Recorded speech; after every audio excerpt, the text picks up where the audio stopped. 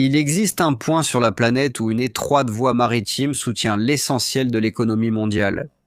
Un passage entouré de tensions militaires, de disputes géopolitiques et d'intérêts qui génèrent des milliers de milliards de dollars chaque année. Cet endroit, c'est le détroit d'Ormuz. Environ 1/5 de tout le pétrole consommé dans le monde y transite. Un flux continu qui maintient les industries actives, approvisionne les villes et soutient le rythme de l'économie mondiale. Mais il y a un problème. Ce corridor, à certains endroits, est assez étroit pour transformer n'importe quel incident en un effet domino mondial. Un navire endommagé, une escalade militaire, un blocus stratégique, et en quelques heures, l'effet se propage à travers la planète. Les prix s'envolent, les chaînes logistiques se bloquent, les marchés sont en alerte.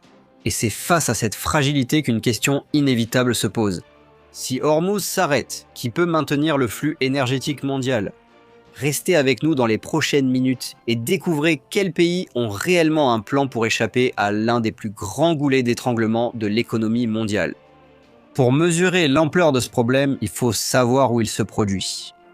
Le détroit d'Ormuz est situé au Moyen-Orient, entre la côte de l'Iran au nord et la péninsule arabique au sud, une région qui comprend des pays comme Oman et les Émirats arabes unis. Ce passage fonctionne, en pratique, comme la seule sortie maritime du golfe Persique vers les eaux internationales, connectant l'une des régions les plus riches en pétrole du monde au reste de la planète. C'est par ce corridor qu'environ 21 millions de barils de pétrole transitent chaque jour. En plus d'une part significative du gaz naturel liquéfié, le GNL, exporté à l'échelle mondiale. Cela déborde, cela transforme le passage en un goulet d'étranglement physique et stratégique. Et c'est un détail encore plus critique. Même après des décennies d'investissement, aucune route n'a réussi à remplacer Hormuz. Aujourd'hui, il n'existe qu'un ensemble limité d'alternatives. Certaines sont opérationnelles, d'autres en développement, et quelques-unes restent encore au stade de projet. C'est pourquoi nous avons dressé une liste de 6 itinéraires différents qui tentent de résoudre le même problème. Mais s'il existe autant d'options, pourquoi aucune d'entre elles n'a réussi à prendre la place du détroit d'Ormuz? L'inquiétude concernant le détroit d'Ormuz n'est pas récente. Au cours des dernières décennies, le corridor a concentré des conflits directs et indirects, y compris la guerre dite des pétroliers dans les années 1980, lorsque les navires sont devenus des cibles stratégiques au milieu d'un conflit entre l'Iran et l'Irak. Depuis, des tensions se répètent. Les saisies de navires, les attaques contre les infrastructures énergétiques, les menaces de blocus et les crises diplomatiques constantes renforcent une réalité dérangeante. Une partie significative de l'économie mondiale dépend d'un seul point vulnérable.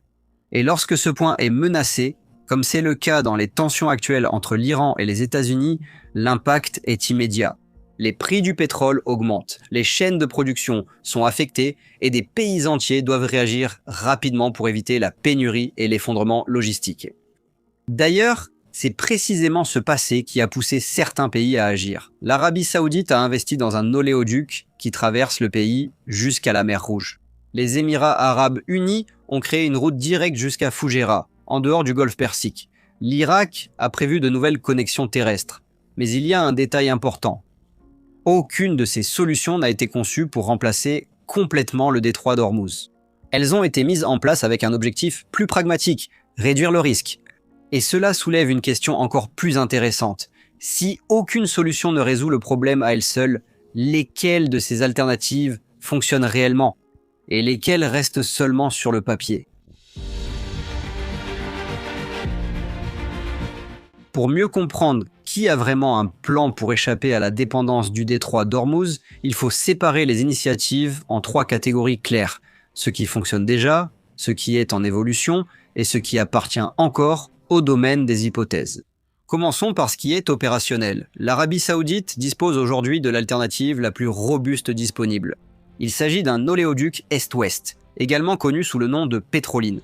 L'oléoduc traverse le pays sur environ 1200 km. Il relie les champs pétrolifères du Golfe au port de Yanbu sur la mer Rouge. Cette infrastructure, pouvant exporter jusqu'à 7 millions de barils par jour, permet d'acheminer le pétrole sans passer par le détroit d'Ormuz. En pratique, c'est l'alternative la plus solide actuellement en service. À lui seul, ce volume représente plus d'un tiers de tout le pétrole qui transite normalement par le détroit chaque jour. Autrement dit, même s'il s'agit de la solution la plus robuste existante, elle ne serait toujours pas suffisante pour remplacer le flux total du détroit. Les Émirats arabes unis ont adopté une solution similaire, mais à plus petite échelle. C'est le cas de l'oléoduc de pétrole brut d'Abu Dhabi, ou oléoduc Rabbi Sham Foujaïra. L'oléoduc, qui relie les champs d'Abu Dhabi au port de Foujaïra, s'étend sur environ 406 km et a une capacité comprise entre 1,5 et 1,8 million de barils par jour. Le principal avantage de ce projet réside dans l'emplacement stratégique du terminal de sortie, déjà en dehors du golfe Persique, permettant un accès direct à l'océan sans passer par les détroits. En additionnant le Petrolineo et l'oléoduc d'Abu Dhabi, la capacité combinée se situe entre 8,5 et 9 millions de barils par jour, ce qui reste bien en dessous des quelques 20 milliards qui traversent le détroit chaque jour. Cette différence explique pourquoi la recherche d'autres solutions continue. L'Iran lui-même a développé le projet Gorajax, dans le but de transporter du pétrole jusqu'au golfe d'Oman. Il s'agit d'un oléoduc avec un volume prévu proche de 1 milliard de barils par jour, mais qui fonctionne encore de manière limitée et ne s'est pas imposé comme route principale. Quant à l'Irak, il présente un cas classique de projet stratégique bloqué. La proposition d'un oléoduc reliant Bassora au port d'Aqaba, en Jordanie, prévoit environ 1150 km de longueur et une capacité proche de 1 milliard de barils par jour. Le coût estimé pourrait dépasser 20 milliards de dollars. Malgré tout le potentiel, le projet fait face à des obstacles depuis des décennies, notamment des questions de sécurité, de financement et de stabilité politique dans la région. De plus, il existe des propositions complémentaires visant à diversifier encore davantage le système. Des ports comme Duqm et Salalah à Oman sont développés comme des centres logistiques, capables de recevoir des cargaisons et de les redistribuer en dehors du golfe Persique. Ces solutions ne suppriment pas la dépendance au détroit d'Ormuz, mais créent plus de redondance dans le système. Enfin, nous arrivons au domaine des hypothèses. Le cas le plus emblématique est celui de la péninsule de Musandam. Sur la carte, l'idée semble simple, créer un passage qui relie le golfe Persique directement à l'océan ouvert, en évitant complètement le détroit. Cependant, la réalité est tout autre. Elle est formée de montagnes rocheuses, extrêmement résistantes, avec un relief accidenté et de sévères défis géologiques. Toute tentative de créer un canal navigable exigerait des excavations massives, une stabilité structurelle continue et des coûts potentiellement comparables aux plus grands projets d'ingénierie jamais réalisés. Sans projet exclusif, sans calendrier et sans viabilité confirmée, Moçandin reste une hypothèse techniquement et physiquement possible, mais éloignée de la réalité. Et cette division met quelque chose en évidence, le monde n'est pas en train de construire une solution unique pour remplacer Orbus. Il construit un système d'alternatives incomplet, fragmenté et encore insuffisant pour prendre la tête du flux énergétique mondial. Comparer ces options, c'est comme mettre côte à côte des projets d'échelle complètement différentes. Et dans ce cas, les chiffres aident à raconter l'histoire, en commençant par la capacité. Le Petroline, avec environ 1200 km de longueur, peut transporter jusqu'à 7 millions de barils par jour. Quant au pipeline d'Abu Dhabi, avec environ 406 km, sa capacité se situe entre 1,5 et 1,8 million de barils par jour. Ensemble, ces deux projets atteignent près de 9 millions de barils par jour. Pourtant, ce chiffre ne représente que 45% des quelques 21 millions de barils qui transitent chaque jour par Orbus. Maintenant, si l'on s'intéresse aux coûts, l'échelle change encore davantage. Des projets comme Basra Aqaba peuvent dépasser les 20 milliards de dollars, soit exactement 100 milliards de réés au taux de change du dollar américain à la clôture de cette vidéo. Pour vous donner une idée, avec cette somme, il serait possible de construire environ 100 km de la ligne 4 jaune du métro à São Paulo, en considérant un coût moyen de 1 milliard de réés par kilomètre. Cela représente l'impressionnant chiffre de 90,2% du réseau de métro de la région métropolitaine de São Paulo. Avec la somme estimée pour la réalisation du projet Bassora Aqaba, il serait possible d'acheter plus de 1,3 million de voitures populaires neuves à 75 000 réés chacune. Dans le cas de projets hypothétiques comme le Moçantão, les coûts pourraient facilement dépasser des dizaines, voire des centaines de milliards de dollars, le plaçant dans la même catégorie que des ouvrages tels que le canal de Suez ou le canal de Panama. Il y a aussi d'importantes différences de longueur. Alors que le Petroline traverse toute l'Arabie Saoudite sur plus de 1000 km, l'oléoduc d'Abu Dhabi résout le problème en moins de 500 km. Le pipeline Bassora-Aqaba nécessiterait de traverser plusieurs régions géopolitiques sensibles. Au final, la comparaison montre qu'il n'existe pas de solution dominante. Il existe un équilibre délicat entre la capacité, le coût, la faisabilité et le risque.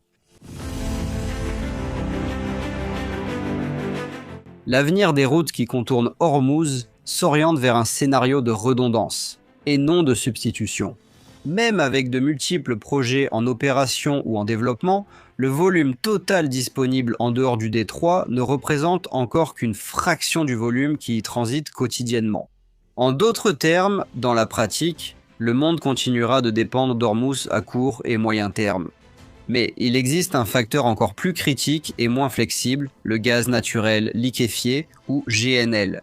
Alors que le Petroline dispose encore de routes terrestres partielles, le GNL provenant du Qatar obéit à une logique différente. Il approvisionne une part significative de la planète et dépend presque exclusivement de routes maritimes qui passent par le détroit d'Hormuz. Par conséquent, il n'existe pas aujourd'hui d'infrastructure équivalente à grande échelle capable de détourner ce flux à grande échelle. Et cela change complètement la donne. Après tout, si le Petroline peut être partiellement redirigé, le gaz, dans de nombreux cas, cesse tout simplement d'arriver. Dans ce contexte, l'investissement dans des infrastructures alternatives n'élimine pas le risque. Il en réduit seulement l'impact et, surtout, il achète du temps.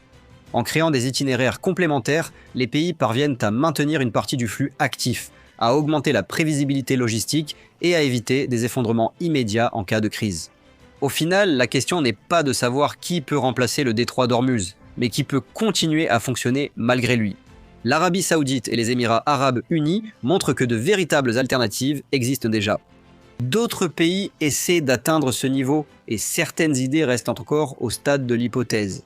Mais aucune d'entre elles ne résout le problème seule, car dans le jeu de l'énergie mondiale, ce n'est pas celui qui a le plan le plus ambitieux qui gagne, mais celui qui a un plan qui fonctionne, même quand tout va mal. Merci d'avoir regardé cette vidéo jusqu'ici. Que pensez-vous de ces alternatives que nous avons évoquées? Bien sûr, comme je l'ai déjà dit, certaines sont encore au stade de l'hypothèse, d'autres sont déjà en fonctionnement. Mais aucun ne peut encore totalement résoudre le problème du détroit d'Hormuz. Pensez-vous qu'il existe une autre alternative? Donnez votre avis en commentaire, nous en discuterons. Je m'arrête ici. À bientôt pour une prochaine vidéo.